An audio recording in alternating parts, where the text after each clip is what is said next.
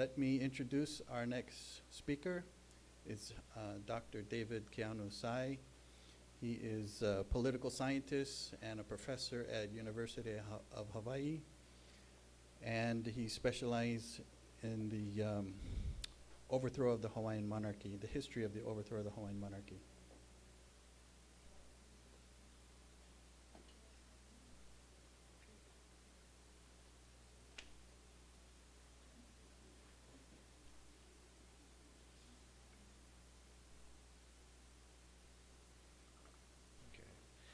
Aloha. Well, it's good to be back in Kaleponi. Yesterday I was in San Francisco, so we did the same thing. So I think it went pretty well up there. Now my purpose for being here is I'm not advocating a position. Okay, I'm a political scientist. I'm just here to explain what happened and then how to make that connection to us today. That's my job. So I'm not neither here nor there, but if you're going to make an informed decision, or if you're going to make a decision, make sure it's an informed decision. Yeah.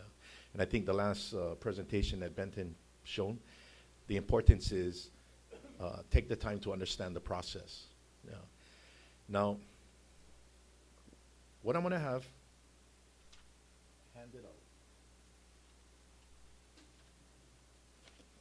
I didn't want to put it in the front because Gil was able to make copies of it later after everybody got in, so I didn't want to have some people take it and some of you don't have it. So right now, Gil knew exactly how much to make, and that's why we're going to hand it out. So one each of each document. Yeah. Okay, so one is supposed to be a letter addressed to Esther Ki'aina, and the other one is Mele Aloha Aina or Kalana Napua. It's the song, the lyrics. Because I'm going to make reference to it in the presentation. Not now, but in the presentation. Okay, so as Lono explained, I have my area of expertise is political science. I specialize in international relations and constitutional law, both American and Hawaiian. My doctoral dissertation and my law journal articles that I've published speak to Hawaii as a country, okay, not as a sovereignty group. So when I speak of the Hawaiian Kingdom, I'm speaking about the Hawaiian Kingdom in 1893. I'm not speaking about the Hawaiian Kingdom by somebody claiming to be a king today or somebody claiming to be a prime minister or so forth. These are groups. What I'm talking about is country. Okay, so to give some context here, my great-grandfather, my tutu's dad, was born in 1880. He was 13 years old in 1893. Okay, he was in a country called the Hawaiian Kingdom. That's what I'm talking about, okay? And we need to keep that in perspective, okay? That way we don't try to compete on which kingdom are we talking about. We're talking about that one. Now, if everyone would pull out your questions. What is the Department of Interior seeking, or why, no, what is it? What is the Department of Interior seeking public comments on? I just want to make, I want to have a reference point to begin this presentation. So, you know the 4 questions? That's what I'm referring to. Or the 5 questions, sorry. So, we're going to start off with question number 1. Should the Secretary propose an administrative rule that would facilitate the reestablishment of a government-to-government relationship with the Native Hawaiian community? Okay. Now, that question right there is a loaded question. So when it says reestablish a government relationship, reestablish, that means there used to be one, and now it doesn't exist. That's why the question is, do you want to reestablish it? Now, I'm going to talk about 2 terms, assumption and presumption. See, we're in college, right? We're in the classroom. We're at Springfield College. My classes don't start till the 27th of August, so I'm going to start classes again right now. Assumption and presumption. An assumption is a conclusion without facts. A presumption is a conclusion with facts. Does that make sense? Okay? So when I was in the Army, I'm a retired captain. I remember as a lieutenant, my colonel would tell me, Lieutenant, don't assume because you make an ass out of you and me.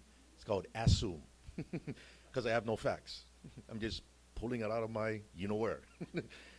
And what he taught us is, you're supposed to say, if you don't know the answer, sir, I'll get back to you with the information. You don't make up something, okay? Because in the military, you make up something, people die.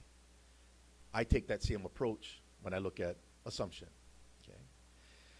Now, presumption is a conclusion with facts, and that normally centers on a rule of law, okay? So the presumption of innocence, okay? A person is presumed innocent until proven guilty, because that person has rights, okay?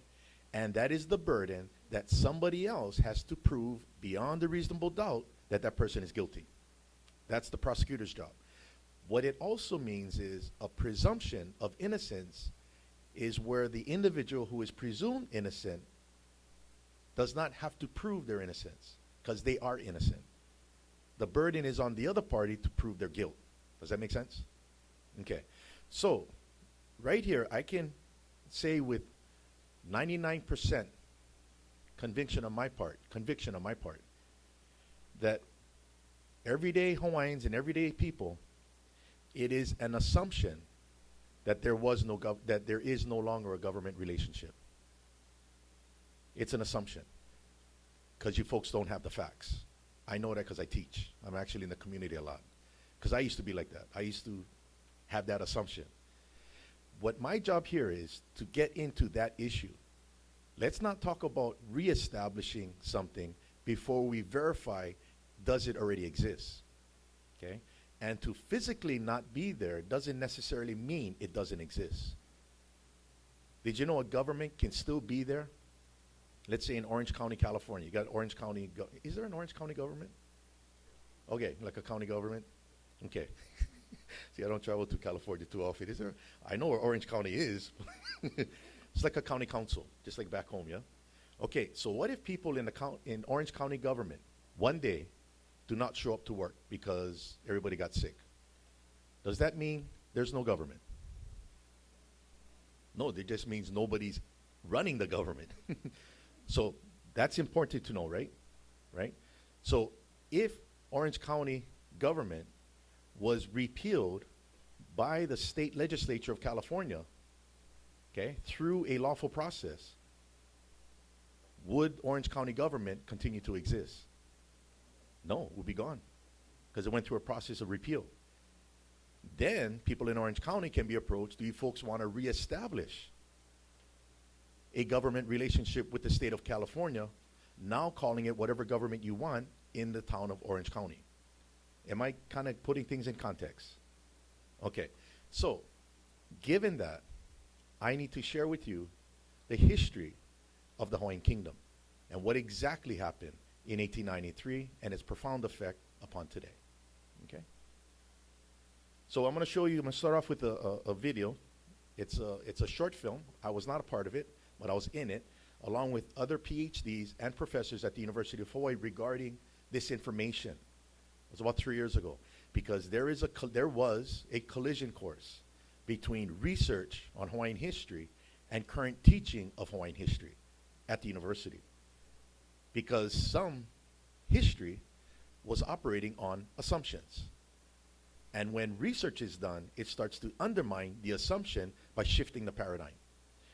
So here is a 5-minute short film regarding this information and the impact that it was having at the University of Hawaii. I try to have some really interesting guests, and today we have a really, really interesting guest. This is Dr. David Keanu, who's sitting on my right. We're going to be talking about a suit that was filed by Keanu, and this suit is against Barack Hussein Obama, Hillary Diane Rodham Clinton, Robert Michael Gates, Robert Willard, and Linda Lingle. Imagine your whole life you thought you were adopted, only to realize that you're actually kidnapped. For our purposes, Hawaii was kidnapped and treated like it was adopted. Hawaii is not, and never has been, a part of the United States.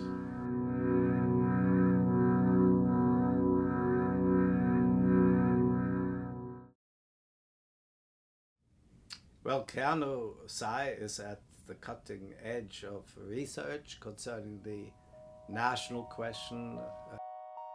I'm not looking at Hawaii's history through the ethnic lens. I'm not looking at Hawaii's history through the cultural lens. I'm looking at Hawaii's history as a political scientist. His scholarship, I think, is light years beyond what many, I think, had ever imagined it would be.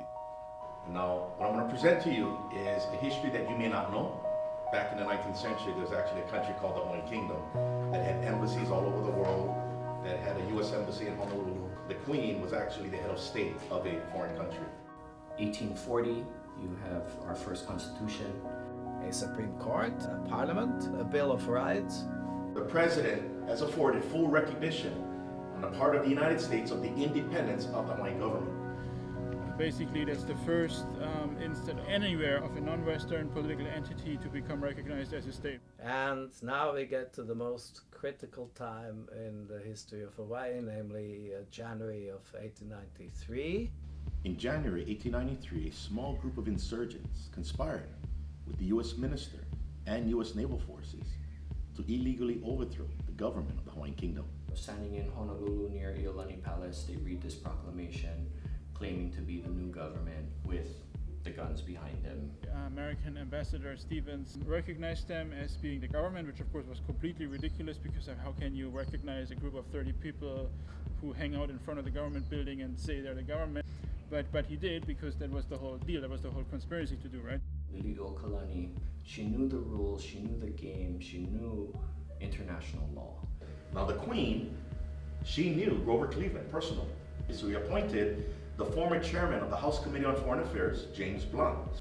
James Blount is a fact finder and investigator, comes to Hawaii, does his report, sends it back. And it becomes crystal clear who is right and who is wrong. An executive agreement takes place between Queen Lili'o Kalani and President Grover Cleveland, which settles the dispute. What you have there are two binding agreements, which according to U.S. federal law is the supreme law of the land, and according to international law are binding treaties. So Willis goes to Dole and says the president wants you to step down and put the queen back on the throne, and Dole refuses. It became very, very obvious to everybody in America that the Hawaiian nationals did not want this annexation at all. And they can't get their two-thirds majority. So 2 attempts at a treaty, 1893, 1898, both attempts fail. The Spanish-American War breaks out in Cuba, which has nothing to do with Hawaii. And now we have to annex Hawaii as a war measure. August 12, 1898, the start of the American occupation of the Hawaiian Islands.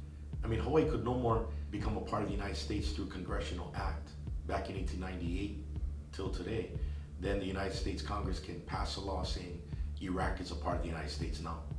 These historical events have profound ramifications on today's present condition in Hawaii. I thought we were part of the United States. I served in the military. I was fine with it. But once you start to entertain the idea that maybe you're not an American, maybe I am in the wrong army, it starts to play on you. My grandmother, in Hawaiian we say tutu, my tutu got ill with cancer. She just said to me, promise me, Keanu, that you would know your genealogy. She says, when you know your genealogy, you will know who you are and what you need to do. I don't present an argument. All I'm doing is presenting history. And I believe that because we've been indoctrinated into believing something that's not true, we should interrogate that history. 100 years of lies is now diminishing. And what is surfacing is the truth. And that truth is scaring people.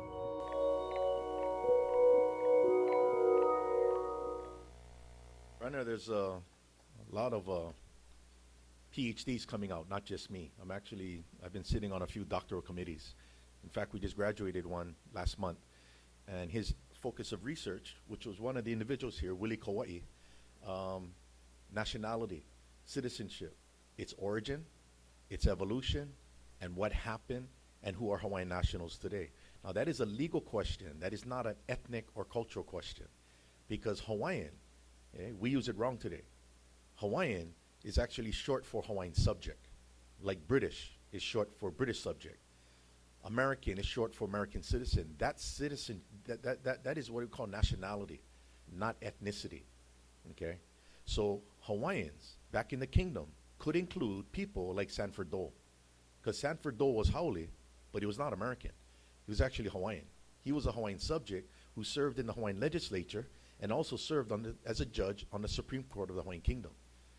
He's not American. He never was American. His parents were American, but he was born in the Hawaiian Kingdom, thus acquiring Hawaiian citizenship. Lauren Thurston, he wasn't Hawaiian. He was Haole, but he was Hawaiian. He was a Hawaiian subject. His father was born in the Hawaiian Kingdom in 1827 in Kona. His grandfather was the first missionary party that came in 1820, Asa Thurston. So when you speak to Hawaiian, you can be Chinese, Japanese, Samoan, Tongan, yeah, and still be Hawaiian. Okay, so that's important to know the terminology. Now, to know how it was used back then, I'll give you an example. Natives back then were called Aboriginal Hawaiian. That's the term that was used, Aboriginal Hawaiian. Now, Aboriginal has nothing to do with Aborigines. Okay, Aboriginal, by definition, is first to arrive in a region. That's Aboriginal, migration. So really, the human race, we're all Aboriginal, yeah? But we all originated in one place called Africa, according to the DNA right now, okay? So the term that was applied in the English to the natives in the Kingdom era was Aboriginal Hawaiian, both pure and part, okay? Pure Aboriginal Hawaiian, Kanaka Maoli. Part Aboriginal Hawaiian, Hapa. But both are Hawaiian. So if you want to say that in the native language, you would say Kanaka Hawaii Oiwi. That includes both pure and part. Now, Bernice Pauahi identified the use of that word as it was understood at that time, and that's a good indicator for us. Article 13 of her will, the will that established the school that I graduated from in 1982, Article 13 says financial aid will be given to those Hawaiians of Aboriginal blood, pure or part, which means you have Hawaiians, not Aboriginal, and they won't get financial aid, only the Aboriginal. Does that make sense? So today, the way we use Hawaiian is in American context, the the Hawaiian Homes Act. Yeah, 50% blood quantum. OHA, 50%. That's not from our country. That's an American creation. So we have to keep in mind the terminology, because we may be using it the wrong way, which would probably add more confusion than anything. These are the kind of things that we tackle at the University of Hawaii. And you need to have a political science background, a history background, sometimes a behavioral background called sociology, to really interrogate and understand what really happened. Also, you got to have Hawaiian language background, because not everything was in English back then. So you have to balance that off, yeah? So what's happening at the university is much more in-depth research. Now, what we have been suffering in the past from, okay, is what we call presentism. Okay, presentism is where you see the past through your present lens. Okay, it's also called confirmation bias. So instead of interrogating something by looking at information, you grab information, you start to cherry pick to reinforce your own bias. That's political. That's not even scholarship. That's not even legal. That's political. Okay, so in the Hawaiian language, let me explain to you how important history is. In the Hawaiian language, the word for future, okay, future, is kawa mahope. Straight out of America Benapukui's dictionary. Ka is the, va is short for manava, time. Mahope, backwards. Mamua, forward. So when you say kawa mahope is the future, it is literally translated to the time of the past. So when you tell a Hawaiian, look to the future, he turns to the past. And in that past, which includes what happened a second ago, because I can't retract what I said a second ago, that is a mo'olelo that can extend 100 to 200 to 300 years, depending how far you want to go. It is in that mo'olelo, okay, that history, that you will capitalize on successes, learn from mistakes. Once you start to understand the mo'olelo, you now have what we call ike. Now you have foresight. Now you see something you didn't see before. Okay? Did you know that is precisely what we used to do in the Army? It's called battle planning. Before you come up with the battle plan, get the intel. The intel will inform the battle planning. That's just like business. Before you invest $1 million, because somebody said invest it, due diligence. Go check it out. Right? So that's what we're doing here. And I don't want people to get caught off guard. Now, what you're going to see may hurt you. You know? What you may see may create some being uncomfortable. It's okay. And there is a reason why we didn't know this information. Now, I am a firm believer there is nobody to blame for our situation right now that is living. Because the ones who actually did all the bad things, they're all dead. Wahala, gone. What we do blame, and I blame, is ignorance. And how you tackle ignorance? Education. Yeah? And one thing I learned in the Army, it's okay to be critiqued. Sometimes locals don't like being critiqued. You know?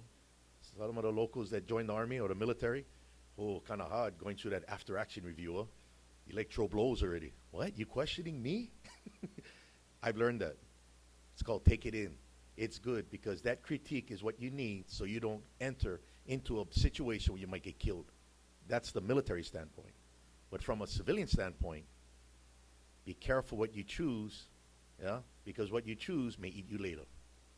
So I'm not here to say choose, not choose. What I'm saying is make sure you got information. Okay? There's a olelo no'eo that I use in class, and it deals with the kahuivai, the water gourd. Okay? And the kahuivai is like a ipu, yeah, with a long neck, yeah, and it has a shell as a cork. Okay, this is how the olelo no'eo goes. It's a Hawaiian proverb. The kahuivai represents the person. Water in the gourd or the kahuivai represents knowledge. The gourd with a little bit of water makes the most noise when you shake it. You guys got that one? So when you hear a lot of swishing, a lot of anger, auntie, go get more water. Kavaiola, fill the gourd. Yeah, kavaiola, the water of life. That's information. Now, let me now make a final point on this history. The practical value of history is that it's a film of the past run through the projector of today onto the screen of tomorrow. That film never changes, but your projector has to get updated to process the film, and now you're going to see something different. And do not limit accessing large film. The more film you get, the better. Don't say, I'm only going to get the film from so-and-so. I'm only going to get the film from so-and-so. No, you get every film, including the bad film, so you can do some compare contrasting. Then you go, oya, maupopo ya'u. Now I can understand. Yeah. One last point about the history, Brother Is. Remember his CD, Facing Future? The CD, Israel Kamaka Viva Ole. Folks never saw that? Okay. For those of you who don't see it, Brother Is a pretty big brother, yeah? He's huge. Brother Is, in this film, this CD, his picture, all you see is his back and a big pahu, big drum, yeah? And it says Facing Future. Now you understand what he meant? Because facing future is kavama hope. That was his point. But a lot of people didn't understand why is he showing us his back. So it's very Hawaiian. But again, it shows how we as a people, there's a disconnect. Yeah? There's a disconnect to our past. There is. I went to Kamehameha. I didn't learn what I know now. You know? But it's okay because now I understand why my kumu and my teachers didn't know it. Now I understand why my dad and parents didn't know it. Yeah? And that's what I want to get into. So you guys all good? Okay. So also this is the Matrix. And you folks are about to take the red pill. And your hand is going to start to go through the mirror going, hey, what is going on? I guarantee you, and I'm not going to say what these acronyms mean, but if you understand them, you'll laugh. I guarantee you folks will go from the OMG to the WTF. See, I don't have to go there, right? And Keith Olbermann used WTF on MSNBC, so I'm okay saying that in the public, all right? He broke the barrier. I can say WTF now, but I'm not going to tell you what that means. Okay, so when we talk about sovereignty, a lot of miscommunication. See, one thing we do in class, if I ask what is sovereignty, I expect the student to cite to me the definition from a dictionary, not his mana'o. Yeah? Pull the dictionary out. define it. Sovereignty is supreme authority over territory. That's all it means. Supreme authority. Okay? Now, sovereignty over territory is independent if only your laws apply to that territory. Okay? And that territory is called a state. A state. A sovereign and independent state. Now, state of California is not independent, but it is sovereign, right? To a certain degree. It's like shared sovereignty with the federal government because of the federation system. The state of California is not independent. Okay? The United States of America is independent. United States laws apply to all states and basically have what is called residual sovereignty. Okay? Did you folks know that the 13 former colonies of Great Britain were actually 13 independent states after the Revolution, 1783? They were independent states. When King George III signed that Treaty of Peace, he acknowledged them as 13 independent states in a confederation. Confederation is a loose union of independent states. A confederation today, European Union. Okay? They're together because of economics. So being in a confederation does not mean you're not independent. So Great Britain is still an independent state, but it's a member of the European Union. These 13 states were part of a confederation for protection. It wasn't until 1789, 6 years later, that these 13 independent states, Pennsylvania, New England, yeah, North Carolina, gave up their independence into a federal government. They were still states, but they're not independent anymore. Does that make sense? But can you see where the word state has come from? It's actually an international term. It's not an American term. Okay? So, for Hawaii, it needed to get its sovereignty recognized as being independent, which means only Hawaiian law applies to Hawaiian territory. And King Kamehameha III was faced with that prospect. What's going to push Kamehameha III to secure international recognition of Hawaii as an independent and sovereign state? 1839, Captain Laplace, France. They were messing with the king. And that's what prompted Kamehameha III to secure international recognition by sending 3 representatives, 3 envoys, Timoteo Ha'alilio, William Richards, and Sir George Simpson, to secure recognition of Hawaiian independence from the United States, Great Britain, and France. And then the rest of the countries will follow. Okay? So once a country is recognized as being independent, it has what is called sovereignty. So this is 1843. Independence. Now, when I talk about independence again, I'm talking political independence, not physical independence. That's why independence and sovereignty are synonymous when you watch CNN and other countries. Now, this sovereignty exercised by a government. The government is not sovereign. The government exercises authority. It is not supreme authority. The reason why governments are not sovereign, because governments can be overthrown. Okay? And in this case, what is very important is, which people didn't know, Queen Lili'uokalani entered into negotiations with the U.S. ambassador assigned to Hawaii starting November 13th, so many months after the so-called overthrow, but after the investigation by James Blount, to come to an agreement of settlement to reinstate that government. Because at that point, the Hawaiian constitutional system is there. Yeah, it's like Orange County government is there, but it's now run by insurgents. Is that an overthrow of Orange County government? No, that's just the illegal takeover and control of Orange County government. Lili'uokalani set that stage for the United States to reinstate that Hawaiian Kingdom government that they were responsible for overthrowing illegally, which they admitted in their investigation. Very important. It began November 13, 1893. The investigation into the overthrow actually was completed on October 18, 1893 by Secretary of State Walter Gresham, who then advised the president, we bear sole responsibility for the illegal overthrow of the Hawaiian Kingdom government because they should have been arrested for treason by the Hawaiian police force. That's what they concluded. But for the Marines, these guys weren't arrested. So the recommendation was we have to reinstate the lawful government as it was before the troops landed. It's all in the report. Okay.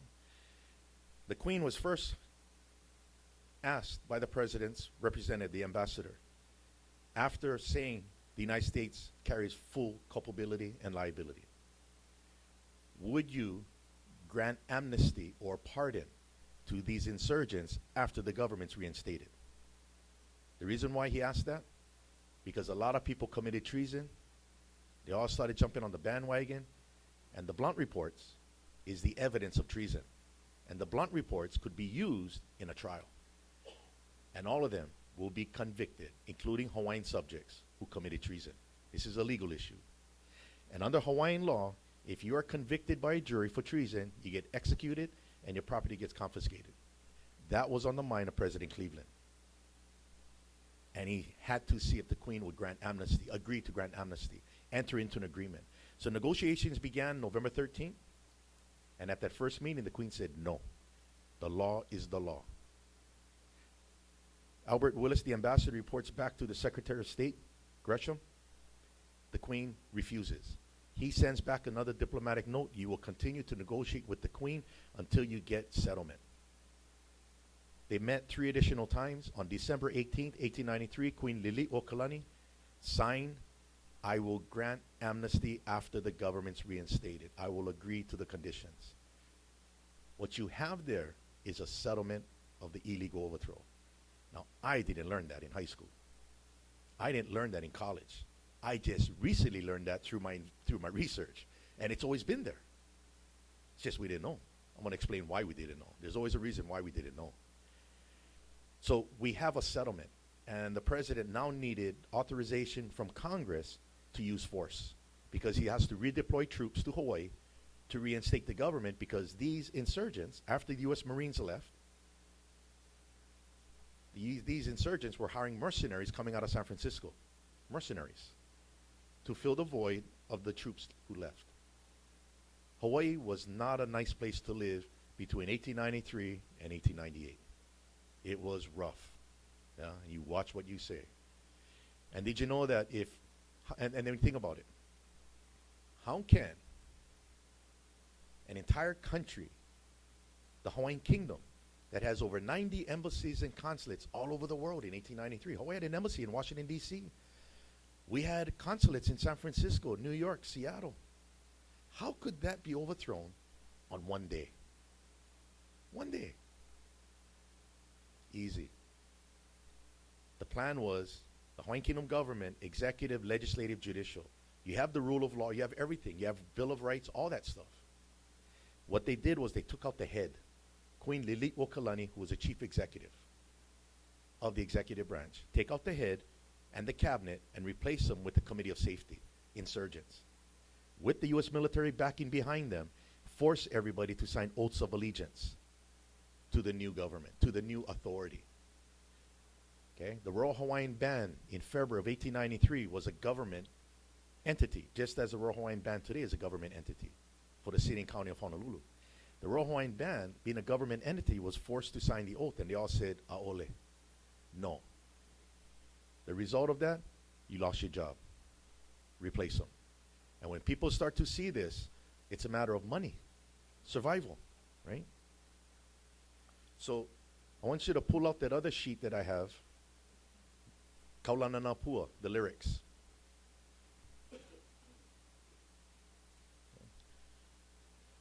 Can I borrow one of them?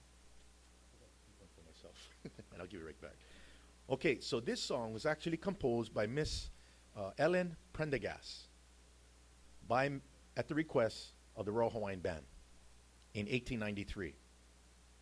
And this song is actually not called Kaulananapua, Famous Are the Children, but actually Mele Alohaina.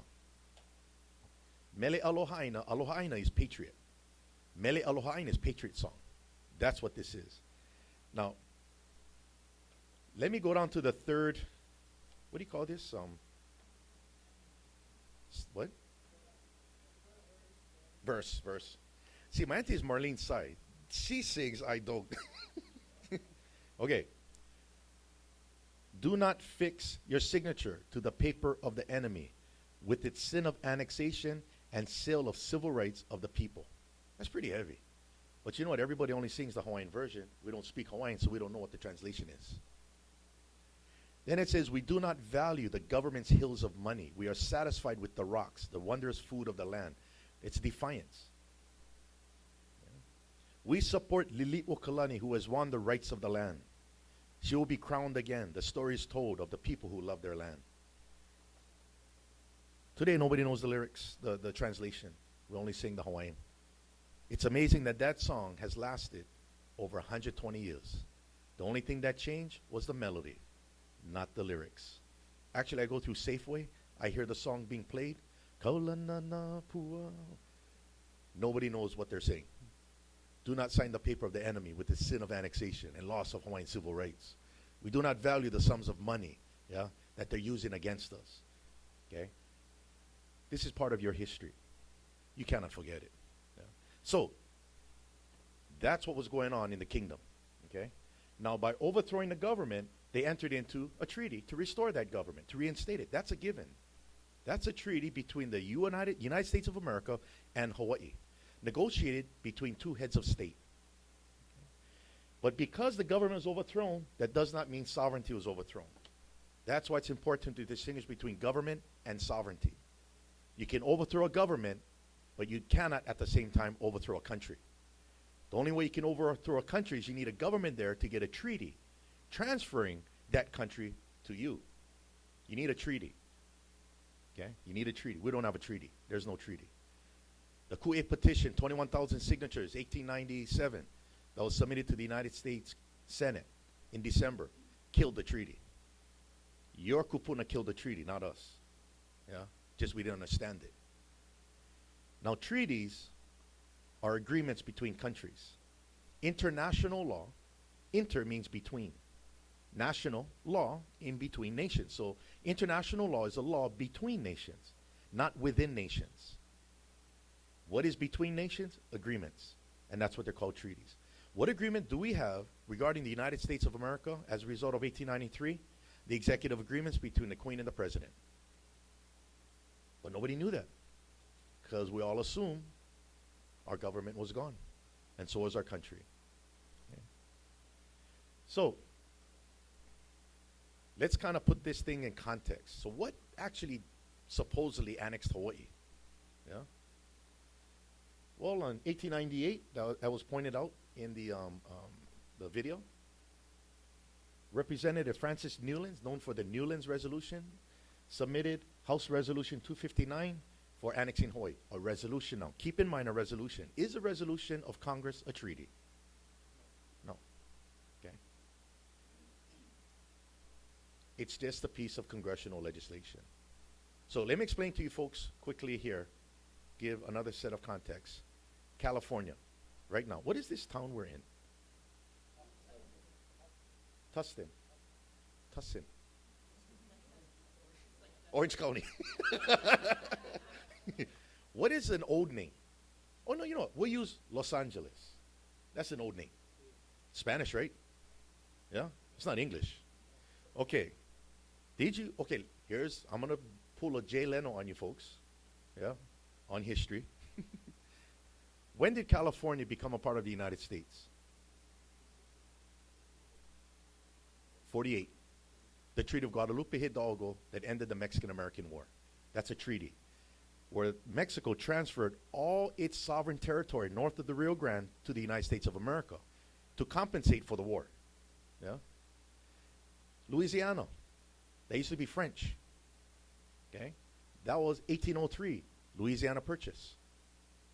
Spain. Did you know Spain used to have Italy? I mean, not Italy, sorry. Florida.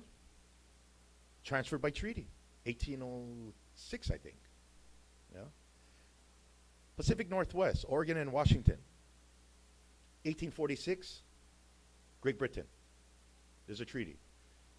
Did you know Vancouver was actually named after Captain Vancouver? And did you know Captain Vancouver went to that place called Puget Sound with one of our ali'i, Keanu. Keanu was the one who was actually, who traveled to these places with Captain Mears on the Nootka. He was the first Kanaka to actually go to China. He was like 6'5", 6'6", walking around with an ahu in China. Imagine that.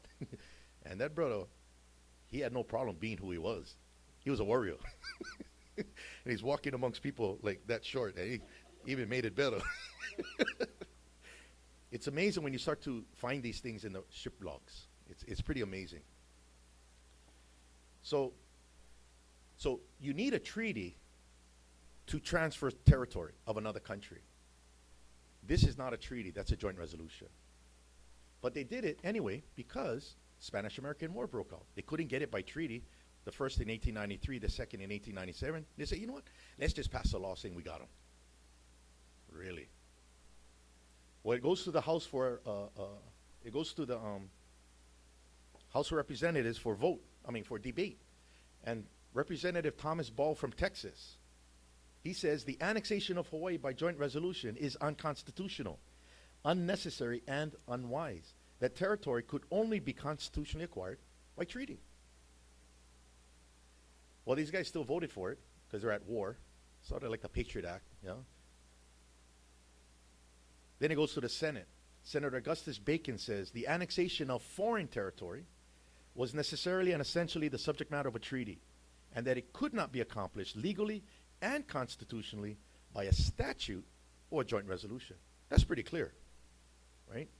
Because U.S. laws are limited to U.S. territory.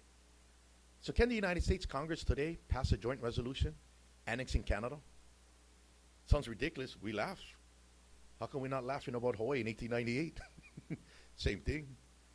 Well, there's a reason, because we're led to believe that it wasn't a joint resolution that annexed Hawaii. There was actually propaganda that had us believe it was a treaty. You know how I know it worked, or it supposedly worked? People today say ceded lands back home. Ceded lands implies there's a treaty of cession. Yeah, that's what cede means, to transfer territory from one country to another, evidenced by a treaty. That's the definition. A joint resolution is not cession of Hawaii giving itself to the United States. A joint resolution is the United States saying, I got you. That's like conveying your piece of property in Orange County. You're going to sell your fee simple title to somebody. Yeah? And the guy wants it, but you're not selling it. Then the guy goes home and makes up his own deed. I got it. Does he own that property? Nope. But if he steps on that property, that's called trespassing, right? Under international law, that's called occupation. That's not annexation. Make sense? Okay. So the law still passed, though. And lies began. Why are they going to lie? Because Hawaii is going to be built up militarily. Pearl Harbor was the key. That was the whole reason why this whole thing happened to begin with. It was not about Native Hawaiians. It wasn't about sugar, Pearl Harbor. Yeah? Well, in 1988, imagine this, 1988, the U.S. Department of Justice, in a legal opinion, okay, they're doing this legal opinion in 1988 because the United Nations had just said that the territorial sea can be extended an additional 9 miles for a total of 12 miles. What is the territorial sea? Okay, under international law, you have what is called territory, called land, and sovereignty applies to that territory, but it also extends 3 miles out. That's called territorial seas.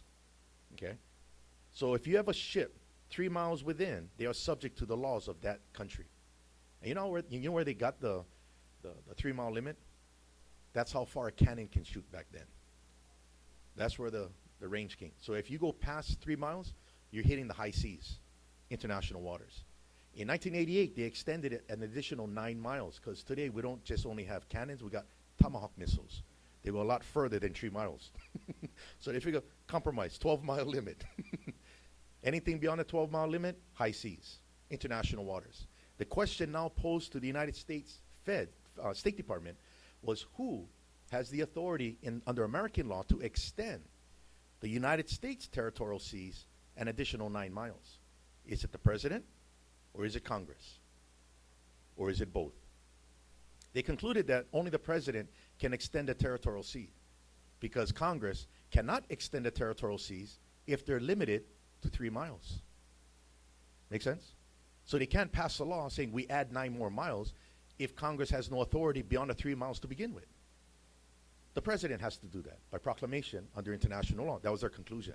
But what they came up with is they looked at, was there an example that America, at the Congress, extended their authority beyond the territorial seas? And what came up was Hawaii, 1988. It says, notwithstanding, which means despite these constitutional objections, they're citing what the from the congressional record in 1898. Congress approved the joint resolution, and President McKinley signed the measure in 1898. Nevertheless, whether this action demonstrates the constitutional power of Congress to acquire territory is certainly questionable. It is therefore unclear which constitutional power Congress exercised when it acquired Hawaii by a joint resolution. They're going, scratching their head. How did we get Hawaii? Because Congress cannot get Hawaii. Accordingly, it is doubtful that the acquisition of Hawaii can serve as an appropriate precedent for a congressional assertion of sovereignty over an extended territorial sea. They stuck. Now, all of a sudden, 5 years later, apology resolution. I take it as damage control. Red herring. Shift the burden away from this thing we just found out. And we weren't even researching Hawaii. Hawaii came up as an incident or a consequence of trying to figure out whether or not Congress can have authority beyond the borders. And then from a cockatiel to everything else. Yeah? Here's a visual. There's Washington, D.C. on the East Coast. You have borders. U.S. laws have no force beyond the borders of the United States. Period. That's not an argument. That's just the way it works. Just as Canadian law has no force beyond the borders of Canada. Because if America can annex Canada by passing a law, then why don't the Canadian Congress pass a law annexing America? You can't because of sovereignty. You see, sovereignty kind of prevents that.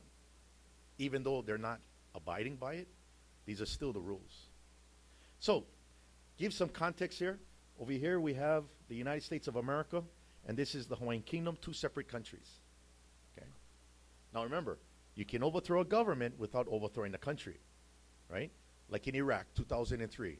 The United States military annihilated the Iraqi government. Shock and awe. Everybody saw it on CNN. But by overthrowing the Iraqi government, that did not mean they overthrew Iraq as a country. That situation is called, again, occupation. Okay.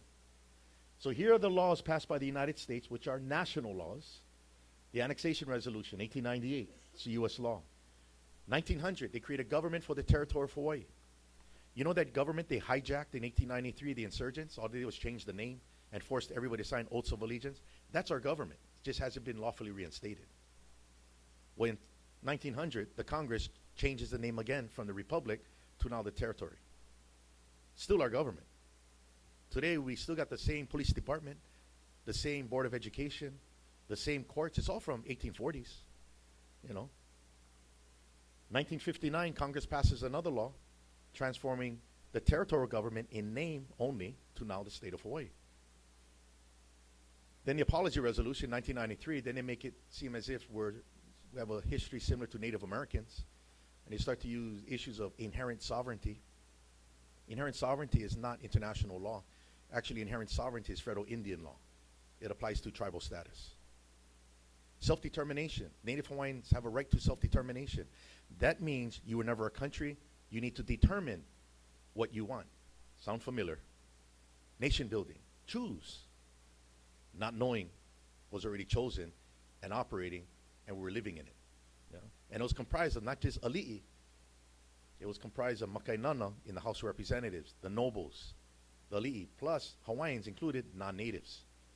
You know? One thing that you folks may not know, the father of China, Sun Yat-sen, he's the father of China. He's like, to America, George Washington is to Americans. Sun Yat-sen to Chinese is like George Washington. Did you know Sun Yat-sen went to school in the Hawaiian Kingdom? He attended Iolani School. That's where he learned English. It was an English immersion school. And he wrote a paper, an essay in English, voted the best essay paper. Guess who gave him the award? King Kalakaua. Sun Yat-sen said he learned democracy and how to be civilized in the Hawaiian Kingdom. That's what he took to China. Interesting. Some people say Sun Yat-sen learned democracy in the United States because everybody assumed Hawaii was a 50th state. And did you know the time when Sun Yat-sen was in Hawaii, it wasn't good to be Chinese in the United States under the Chinese Exclusionary Act. Remember the old show Kung Fu? You see how they were treated? Yeah. Sun Yat-sen did not learn democracy there. He learned it in the Hawaiian Kingdom. So that's another aspect of Hawaii's history that we didn't know. And then you have Kanat Yolavalu. Kanat Yolavalu was a law created by the state of Hawaii. The problem is the state of Hawaii was created by Congress, and Congress is limited to U.S. territory. We're right back to square one. Where's the treaty? There's no treaty. And then these are Hawaiian laws in the Hawaiian Kingdom that the Queen was under. This is the government, which is hijacked. Now, Hawaiian laws have nothing to do with Orange County. And American laws have nothing to do with Honolulu, because they're separated by international law. Our sovereignty still exists. The independence is still there. We shouldn't be thinking about recognition of government. No, it's already settled. The United States has an agreement to reinstate that government. Why are you talking about a native government? That just doesn't make sense now.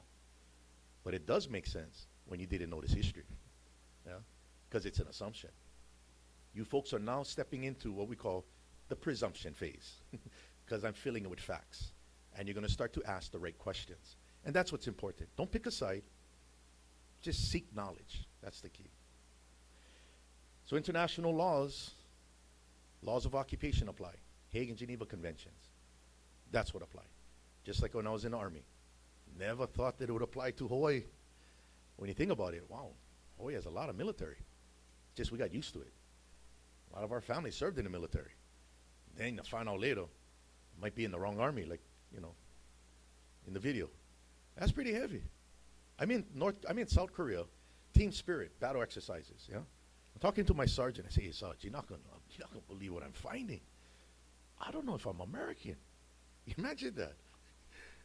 South Korea, going through battle training. I'm attached to the Republic of Korea with another lieutenant attached to the infantry with fire support. And I'm talking about whether I'm in the right army or not. But when that balloon goes up, we fire live rounds. And I had no problem with that, because I was trained to do that. The problem I had was I might die for a country, not mine. Now that, I have a problem. Because then I started thinking about my uncles in Vietnam, Korea. Ooh, this is getting heavy now. This is not sovereignty. This is called reality check. And I got shocked. Shocked. And I was like, no way, no way.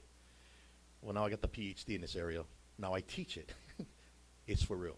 Yeah? So can you understand why I use the matrix? Because that was a shock for Keanu Reeves, who's my cousin, to realize he was living in the matrix. It was all made up. And being real wasn't as glamorous as being in the matrix, where you can dodge bullets, you know, do all that stuff. This one, you get hit, you bleed. Yeah? It's called reality check. So what does the United States Supreme Court say about U.S. laws? In 1824, the U.S. Supreme Court said that the laws of no nation can justly extend beyond its own territory. They can have no force to control the sovereignty of any other nation. Make sense, right? So we got the congressmen people are talking about it. We got the Supreme Court talking about it. How come we're not talking about that? In 1936, the U.S. Supreme Court also said, neither the Constitution nor the laws passed in pursuance of it have any force in foreign territory, and operations of the nation called the United States in such territory must be governed by treaties, international understandings and compacts, and the principles of international law. The topic that we really should be talking about is not what the Department of Interior is proposing or Congress is proposing. We should be talking about the treaties and whether or not you can prove the kingdom doesn't exist. Because if it exists, this whole thing is kind of like a non-issue. But let's just address this first. So if America can show through a government agency, not the people agreeing, because you don't agree on whether or not a country exists. If the federal government, through the Department of Justice, can show evidence that the Hawaiian Kingdom no longer exists, then I'll be the first one to say, let's think about federal recognition, because we got to start protecting some assets. But if the kingdom still exists, and the assets include the entire country, wait a minute, that's a little different now, because now we're talking restitution, 121 years of reparations for illegal occupation. Oh, wow, all of a sudden, cha-ching, cha-ching, cha-ching, cha-ching. You see what I'm saying? But again, it's the shift in the paradigm. But this is a primary question. Today is secondary. Yeah? So, again, it's information. Now, just like the presumption of innocence, you also have, under international law, the presumption of continuity. It's actually a legal principle. So if you were an independent state, which Hawaii was, you are presumed to still be an independent state because the country has rights under international law. So the burden shifts not upon the Hawaiian kingdom or the people to prove the kingdom exists, but rather the United States to prove that it doesn't exist. Does that make sense? So you don't have to go around, hey, the kingdom exists. No, no. If it did, it still does. Until you show me otherwise. So remember, if we're presumed innocent, you don't have to prove your innocence. You're presumed innocent. If you know what the Hawaiian kingdom was, you know it had rights, it exists. The continuity exists. The burden shifts. Yeah. Make sense? So this is why we didn't know. Because you always got to ask your question, how come? Why is it that I don't know anything about my great-grandfather, born in 1880? Nothing. All I know is about my tutu and my parents. It's almost like anything 2 generations back, blank. Blank, I'm serious. I don't know. People in California, you got families living here that still remember the gold rush. That's like 1840s. How come we don't even know what happened in 1898? There's a reason, brainwashing. Remember these individuals in the territorial government? They are the insurgents. Sanford Dole, lead insurgent. He wasn't granted amnesty. He's a criminal.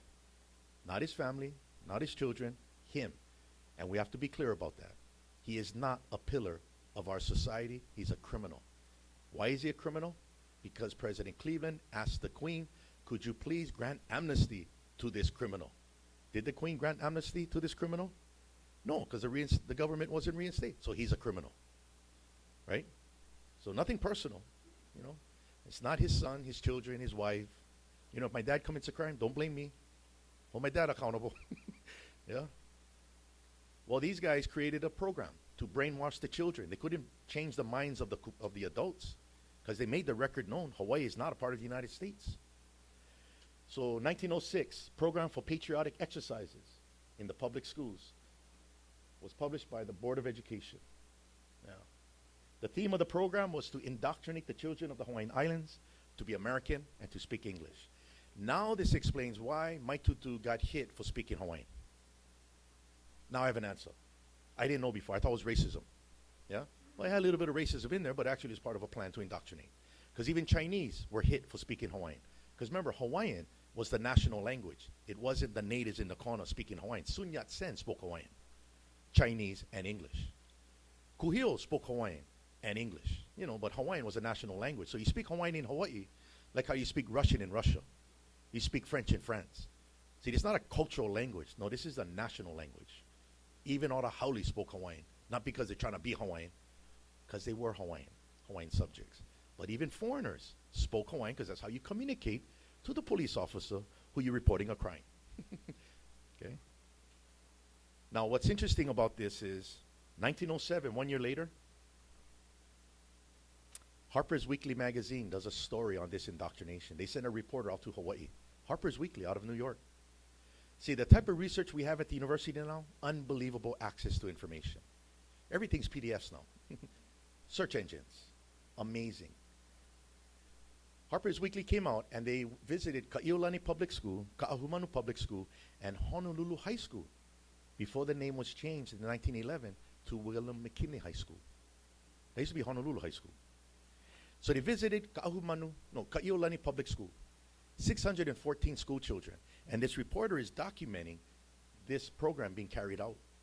At the command of the principal, the children started to march. Perfect precision, marching. This is 1st grade to 8th grade. This is what we did at high school at Kamehameha, marching. This is 1st grade. This is my tutu's generation. And they all line up at the end in front of the American flag and they salute. And they salute like this. Kind of looks a little aerial. El Hitler. There's the picture. That's my tutu's generation. That may be some of your parents' generation. Yeah. It says under the caption under the picture, it says, they all say this in unison. We give our heads and our hearts to God and our country. One country, one language, one flag. This scene shows a salute to the American flag which flies in the grounds of the Ka'iolani Public School, which has many Japanese pupils. Did you know the reason why they took Hawaii? They were definitely afraid of Japan invading the American West Coast. Yeah. Hawaii was the outpost. The drill is constantly held as a means of inculcating patriotism in the hearts of the children. Inculcating. You know what inculcate means? Indoctrinate through repetition. And everything in that program, which we have, and you folks can download it online. That's everything you're learning is about the American presidents, Star Spangled Banner, all that stuff. And that's where I kind of learned when I was young. Amber waves of grain. Amber waves of grain. What the hell is that? Amber waves of grain. I mean, I used to go Sandy Beach, go body surf. I know what a wave looked like. What is amber waves of grain? Amber? Oh, I didn't know. That was brown. Grain. I never saw grain. We don't have grain in Hawaii. But I came to America. You see the wheat. Oh, the wind blowing. Amber waves of grain. But I just accepted it because I didn't know. We learned George Washington chopped down the cherry tree. I didn't even know if cherries grow on a tree. I thought it was a bush. I just know I get them at Safeway. We don't grow cherry in Hawaii, but you folks may have it up here. So you see, these kind of things kind of get you to start to think like, wait a minute. Do we really know what we're saying? Yeah? Do we really understand?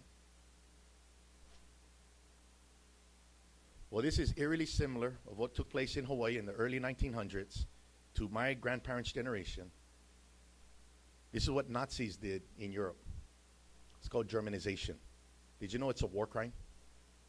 This is the indictment of the Nuremberg trials against these Nazis. Count 3, war crimes. Let me read this to you. It sounds very eerily similar to what happened in the early 1900s. Germanization of occupied territories. In certain occupied territories, purportedly annexed to Germany, the defendants, the Nazis, not Germans, the Nazis, methodically and pursuant to plan, endeavored to assimilate those territories politically, culturally, socially, and economically into the German Reich. The defendants endeavored to obliterate, to remove the former national character of these territories, any memory of their country. In pursuance of these plans and endeavors, the defendants forcibly deported inhabitants who were predominantly non-German and introduced thousands of German colonists.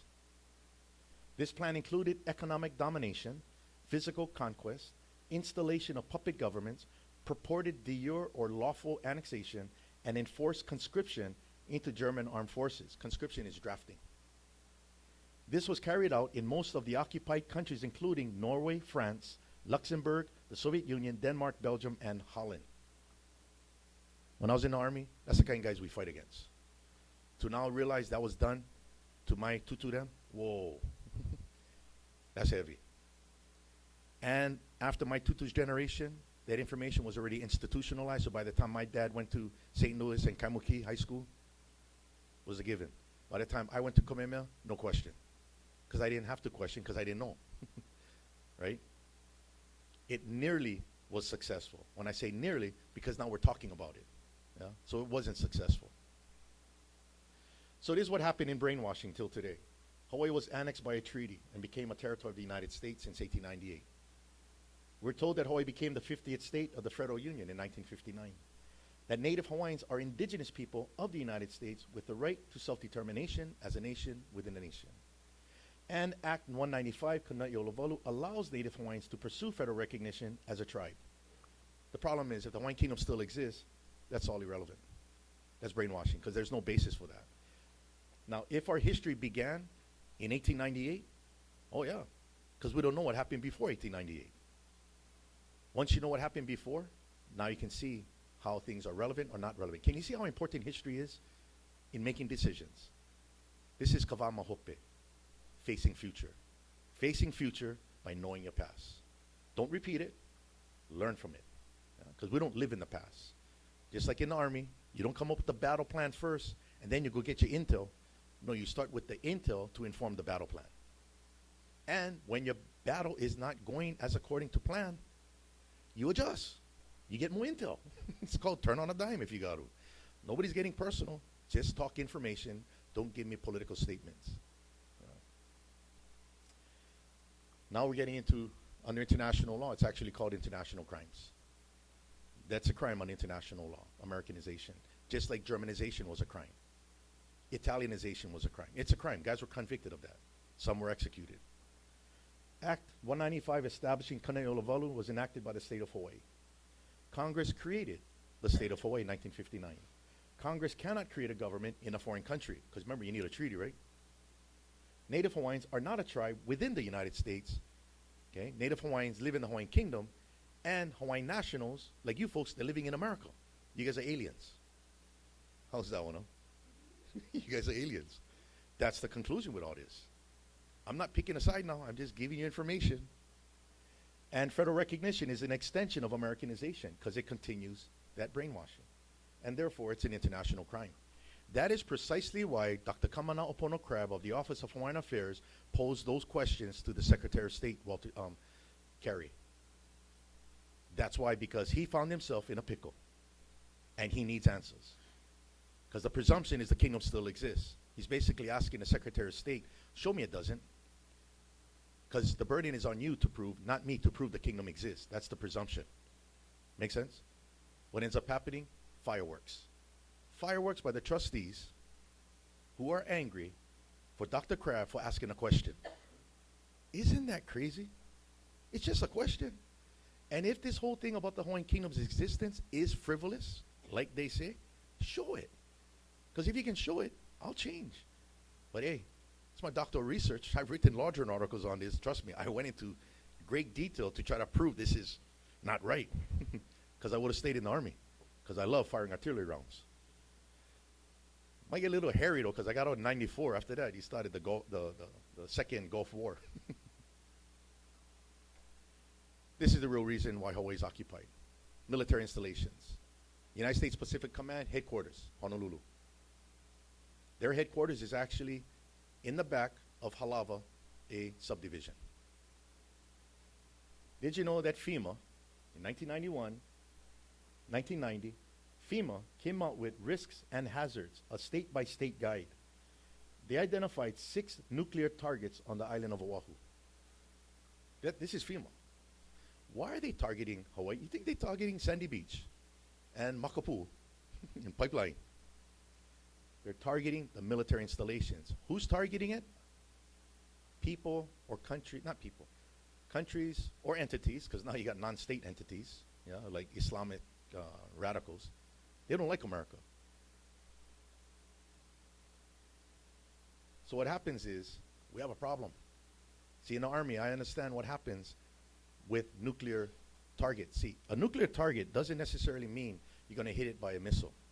A nuclear target can be hit by dirty bomb. I was in the Army.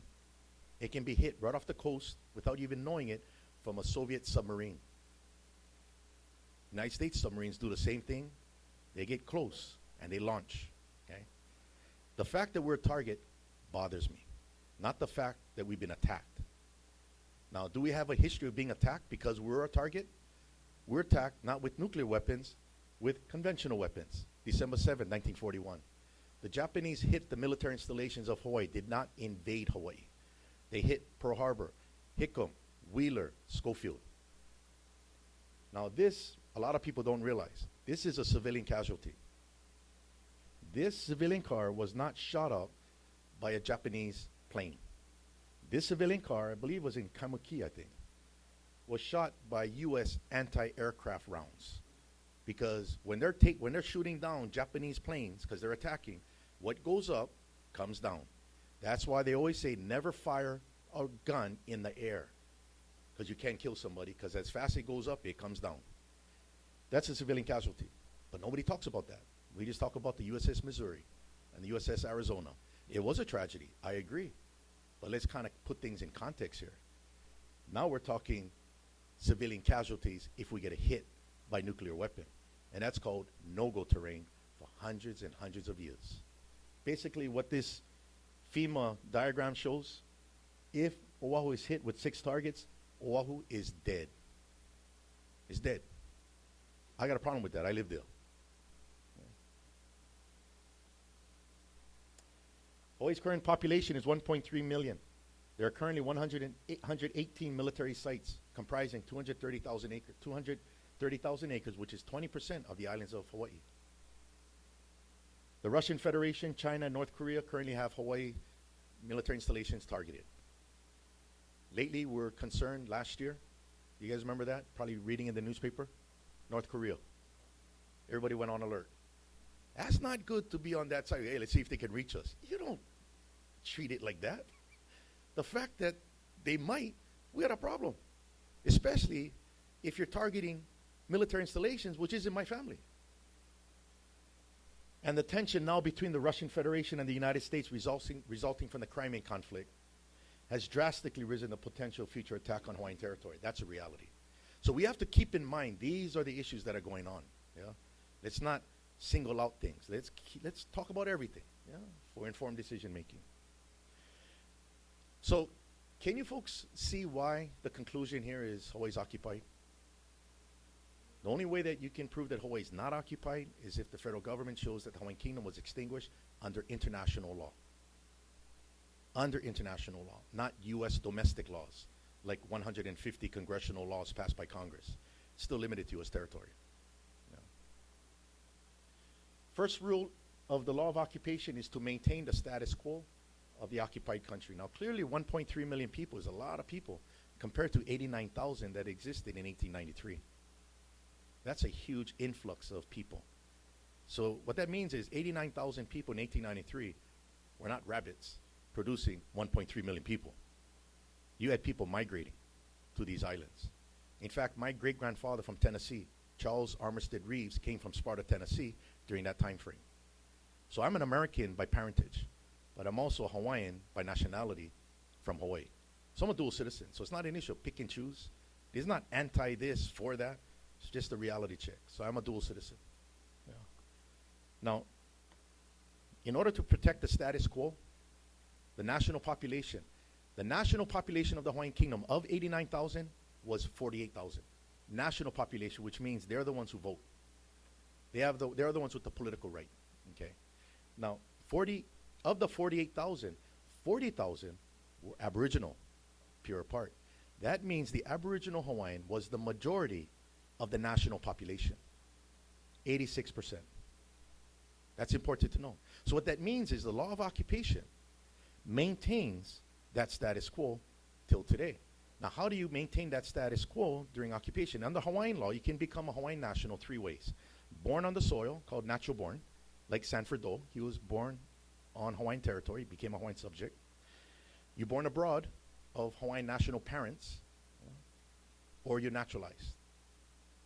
The law of occupation prevents the government from naturalizing because the government was overthrown. That's why you're occupied. So you can't acquire Hawaiian nationality by applying for naturalization. Second, you can't acquire Hawaiian nationality by being born on the territory because international law prevents that. You can only acquire citizenship by being a direct descendant of a Hawaiian subject in 1898 before the occupation began. That same rule of law was applied to the Baltic states, Latvia, Lithuania, and Estonia, to determine whether Russians in Latvia were Latvian or still Russian. If the Russian was born in Latvia after 1941, that's a Latvian, even though he may have Russian ethnicity.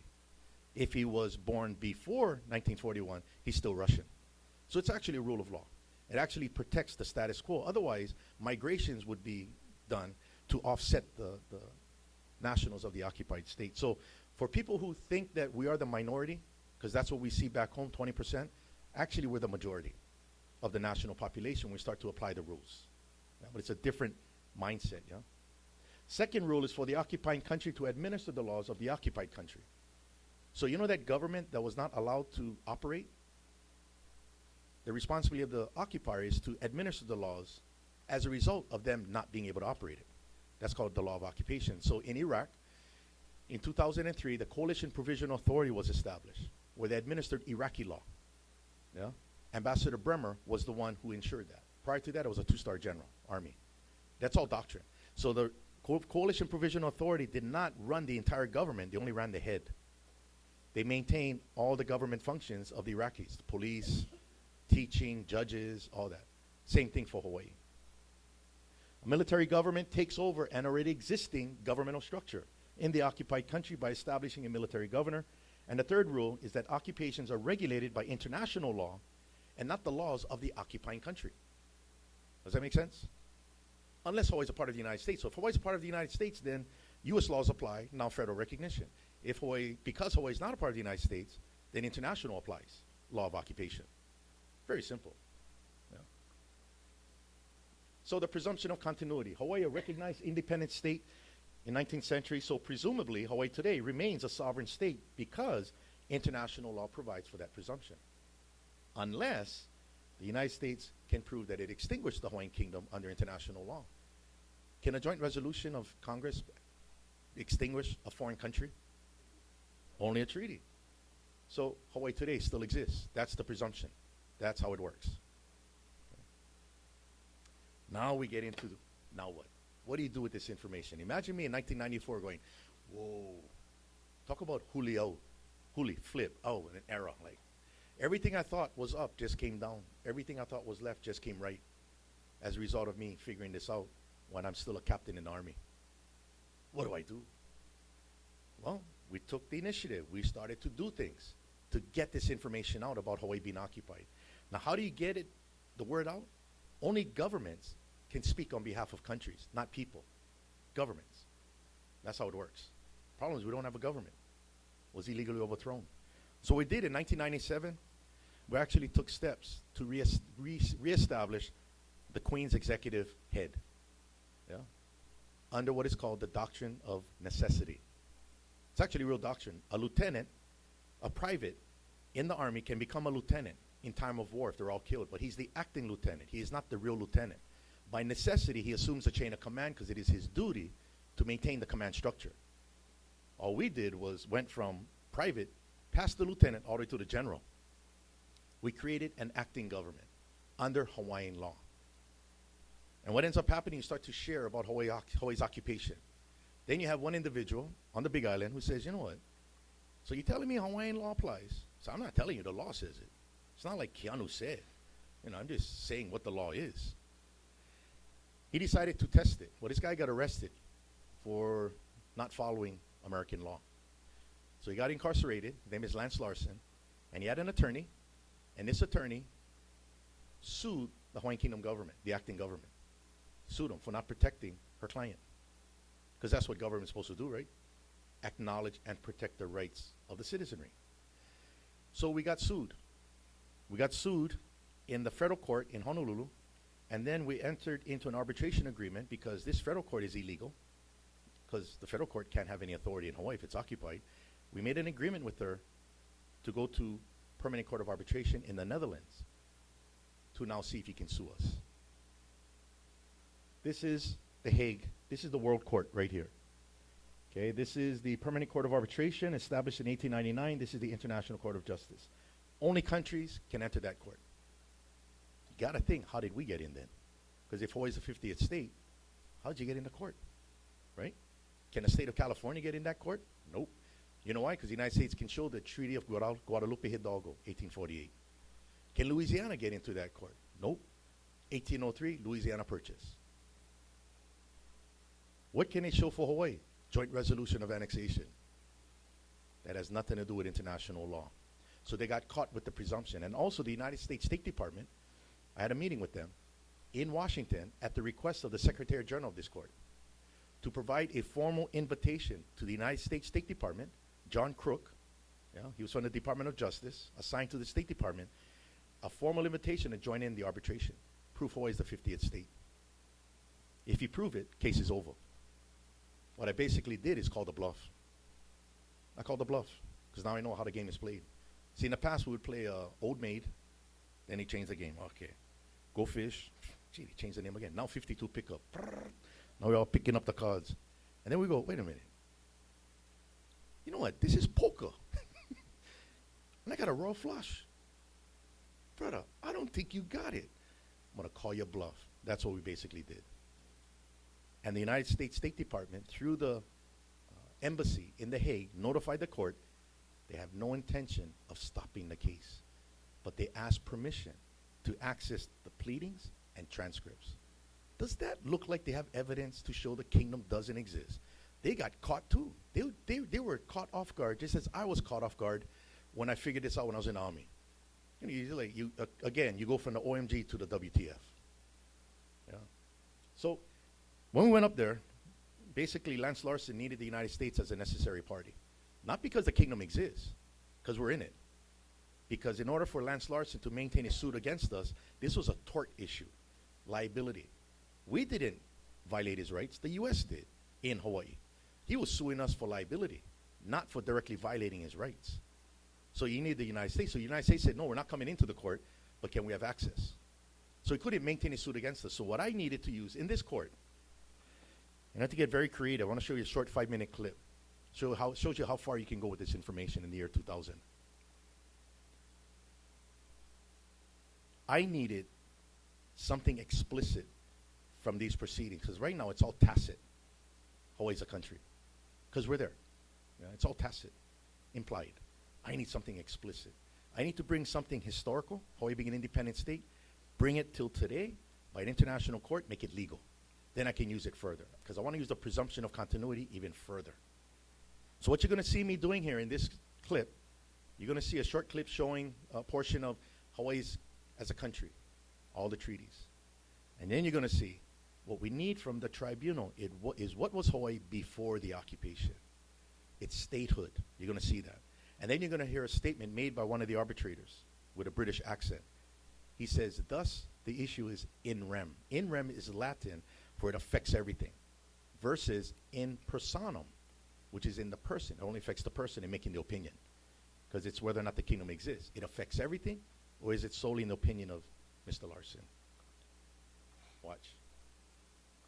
The dominion of the Hawaiian Kingdom. In a summary, from 1840, the Hawaiian Kingdom possessed a constitutional government with elected and appointed officials and a complete system of civil and criminal laws to govern Hawaiian territory. On April 8, 1842, King Kamehameha III in Privy Council commissions 3 envoys to secure international recognition of Hawaiian independence. And these individuals are Timoteo Ha'alilio, William Richards, and Sir George Simpson. On December 19, 1842, Hawaiian envoys secured United States President Tyler's recognition of Hawaiian independence. November 28, 1843, the British government and the French government formally enter into a declaration recognizing Hawaiian independence. In our pleadings, we refer to that as the 1843 Anglo-Franco Proclamation. From that point, Hawaii has had its statehood recognized as being independent. As such, it began to enter into these treaties: Austria-Hungary, Denmark, France, Germany, Great Britain, Italy, Japan, Netherlands, Russia, Spain, and the United States of America. International recognition is evidence that the Hawaiian Kingdom had diplomatic representatives as of 1893 from those countries, as far as consulates and embassies. Rather, what we find is that the United States has never expressed itself as an occupier. Who would? They will never admit to occupation. But yet, to admit to occupation is, in a sense, to admit to the continued existence of the Hawaiian Kingdom as an independent state, which is really the crux of the matter, which is actually what is holding up, you might say, this issue to be resolved. Thus, the legal order, thus the reestablishment of the government, thus the relationship between its nationals. I mean, to be slightly unkind, but thus the issue in rem. The point is that if the Hawaiian Kingdom continues to exist, its existence is in rem. It's not in personam. The Hawaiian existence, the Hawaiian Kingdom doesn't exist solely in the opinion of Mr. Larson. Right. But that existence should not be dependent upon an occupier, because you basically put the occupier on an equal footing with the Hawaiian Kingdom in its own territory. So really what needs to be addressed is what came before the occupation, whether the statehood or whether the legality or illegality of the Hawaiian Kingdom, not the illegality or legality of the United States as an occupier. Should the tribunal find it has jurisdiction, we are prepared to submit an offer of proof. We felt that this tribunal would offer some clarity so that for the first time we have a third party to present these type of merits that can be scrutinized by international law, rather than taking it before a United States tribunal, which could not rule on it to the detriment of itself. So in that sense, there is really no other way to address this issue. And the opportunity did arise because it was Mr. Larson who was adhering to Hawaiian Kingdom law. And if the United States was adhering to occupation, not whether they're illegal or illegal, but if they were adhering to the laws of occupation, we wouldn't be here right now. So that kind of, again, gives you an idea of where you can go with this information, yeah? This is just one area. But that was very important for us to get to that point. And what came out was the arbitration award. Paragraph 7.4, it says, a perusal of the material, it's all the evidence, discloses that in the 19th century, the Hawaiian Kingdom existed as an independent state, recognized as such by the United States of America, the United Kingdom, and various other states, including by exchanges of diplomatic or consular representatives and the conclusion of treaties. Now we can definitely apply the presumption of continuity.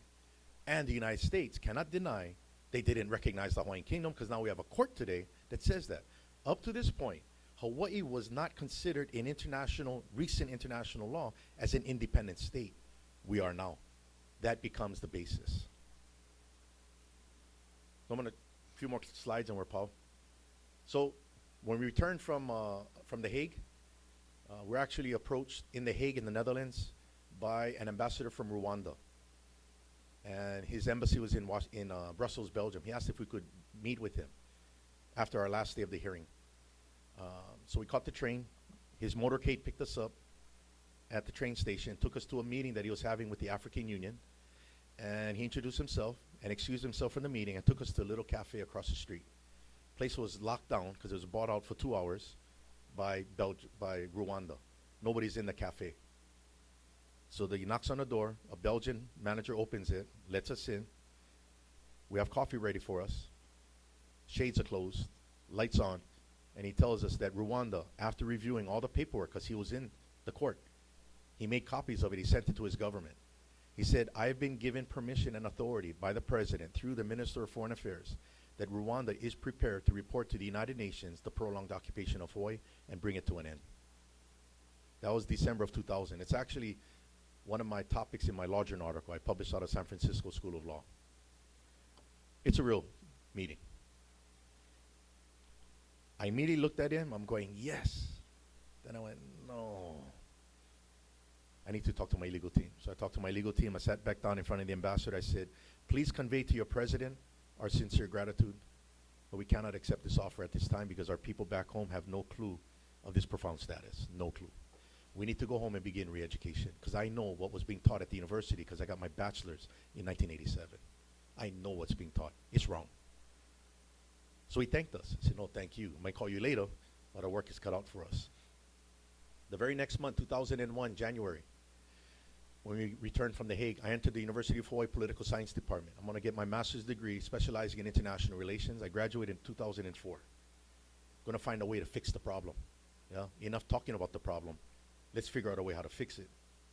I taught classes and published law articles on the Hawaiian Kingdom and its continued existence. And I graduated in 2008 with a PhD focusing on Hawaii's legal status. What I did very unique, well, not unique, what you're supposed to do, I picked professors on my doctoral committee who could not agree with me. That's how you defend your dissertation. Reason is, I want them to poke holes. I need them to find holes in this. This is not personal. I'm not arguing it. That's not academics. Hit, because I can take it. I understand critique. I was in the Army. It's okay. I don't snap. They couldn't find holes in it. I had 2 deans of law schools, one from the University of London, Great Britain, teleconferenced in, international law and state sovereignty. The dean from the University of Hawaii Law School, Avi Soifer, U.S. constitutional law. Political science professor, law and judicial behavior. Another poli-sci professor, public law, and another professor, political science, sovereignty. Goes all the way back to the Greek polis states, walking it through Rousseau, Hobbes, blah, blah, blah. Sovereignty, that's what we teach. Oh, that's what I learned. I only had 1 native Hawaiian on my committee. The 5 were haole. A lot of my Hawaiian friends up at UH thought I was nuts. They said, bro, you're not going to pass. Hey, That's why we up at the university. It's called analytical rigor, right? I want to see if they can poke holes in it. Otherwise, this is full of it. And then what I found out, it kind of set the standard for some Hawaiians up there. So now they pick professors who couldn't agree with them because they want to find if they can poke holes in it as well. And that's what we're starting to develop, responsible research and scholarship. Yeah? And that's what started to happen. So, what now? Well, number one, know that the country called the Hawaiian Kingdom continues to exist because of actions taken by our queen and our kupuna. We can't change that. It exists. Okay. Second, support Dr. Sai's letter to Esther Kiaina, Assistant Secretary for Insular Affairs of the Department of Interior, to get a legal opinion from the Department of Justice to provide evidence that the Hawaiian Kingdom does not exist. And that's your letter that you folks got. And I would suggest you read that. And that is not a disparaging letter, but it is addressing disparaging statements made by Esther at a function that I attended with the Prince Kuhio Hawaiian Civic Club in Waikiki. You know? And I am just holding her accountable as a government official. And in order to maintain that integrity, go get the legal opinion from the Office of Legal Counsel to show that the kingdom doesn't exist, because you have to do that before you proceed with federal recognition. So you notice here, I'm not saying no to federal recognition. What I'm saying is slow down until you get this question answered first. That's the only thing. What's the rush, right? What's the rush? Third, if the Department of Justice can show with clear evidence that our country does not exist under international law, then proceed on the proposed rule change for federal recognition. So I'm just saying prioritize. I'm not saying don't do anything. I'm just saying think about what you're doing, you know, because I think we want answers and not statements.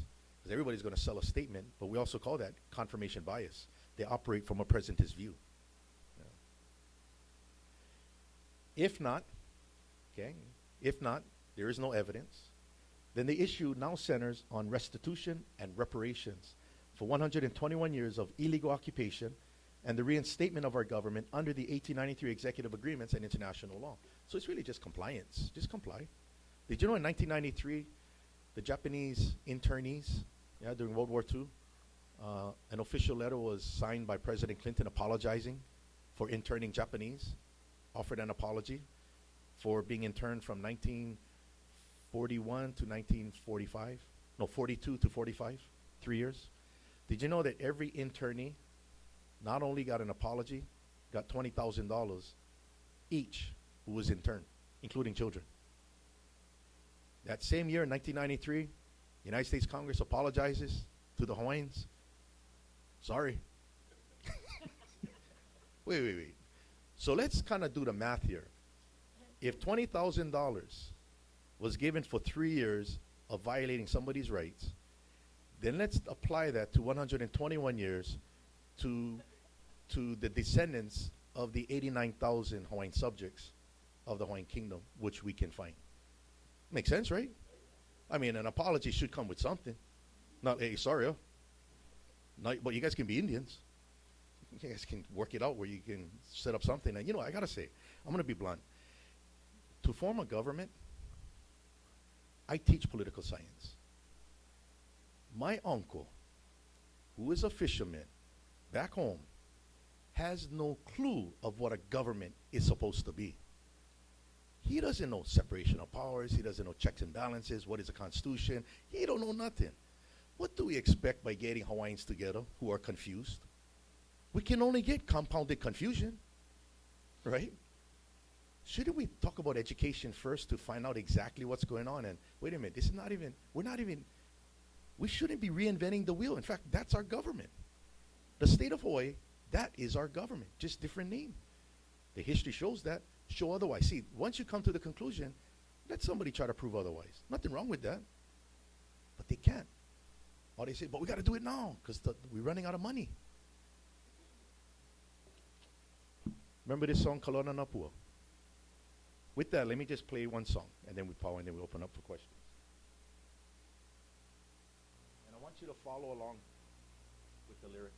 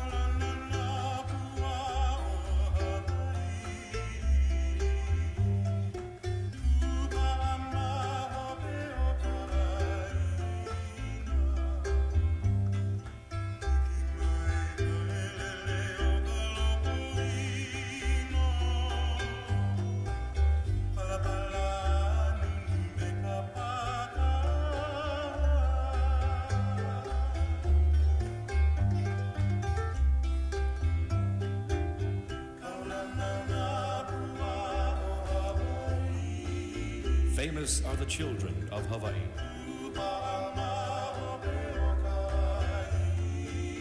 Ever loyal to the land.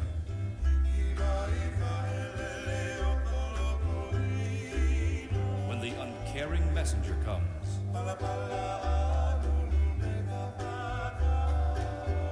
with his greedy document of extortion.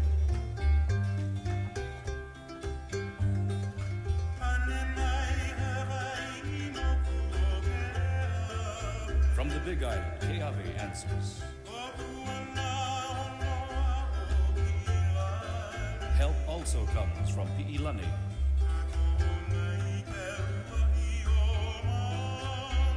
Mano's Kauai lends support.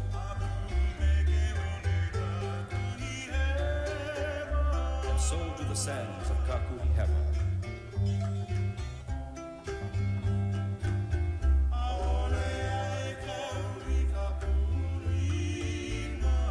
No one will write his name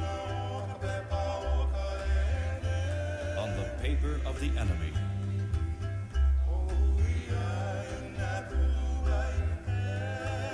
With its sin of annexation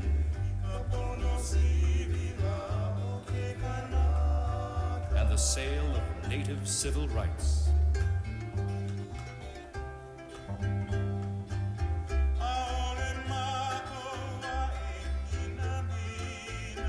We do not value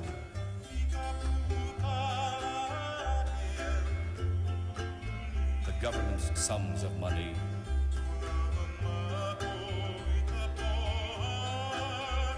We are satisfied with our stones, the astonishing food of the land.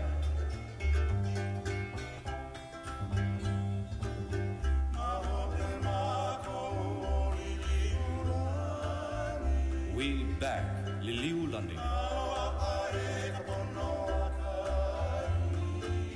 who has won the rights of the land. And now we tell the story again of the people who love their land. We will not rest until we have our lands.